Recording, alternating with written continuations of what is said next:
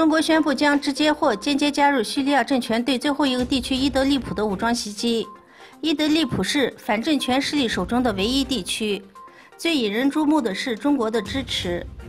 中国大使表示，中国将于恐怖分子的战争中支持叙利亚，说维吾尔人也参加了反政府的战争当中。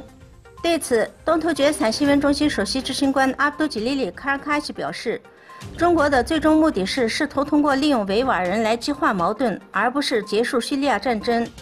中共政府在占领的东突厥斯坦变本加厉实施独裁镇压以来，不断对生活或留学在世界各地的维吾尔人不择手段地施加压力，试图进行控制。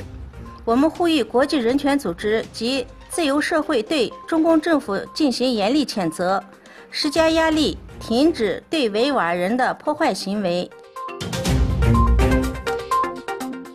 根据自由人士可靠消息，在中国入侵者占领的新疆维吾尔自治区东突厥斯坦，一名关押在政治教育培训中心的法伊祖拉在忍无可忍的情况下，不顾生命安全试图逃脱，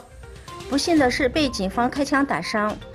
被送到霍城县66团医院进行抢救。就在法伊祖拉脱离危险后，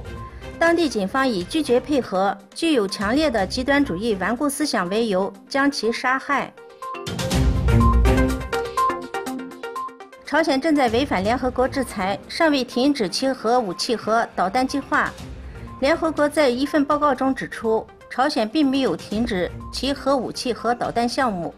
并继续违反联合国制裁决议，在海上进行大量非法交易。以色列议会通过了极具争议的犹太民族国家法案，规定仅有犹太民族在以色列享有自决权。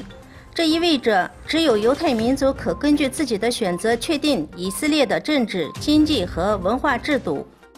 与此同时，曾与希伯来语一同被定为官方语言的阿拉伯语被降级，成为了有特殊地位的非官方语言，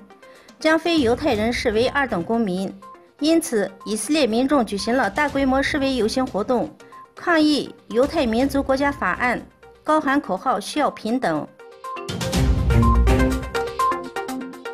由于美国加征钢铝关税，印度从8月4日起对部分来自美国的进口产品实施反制措施。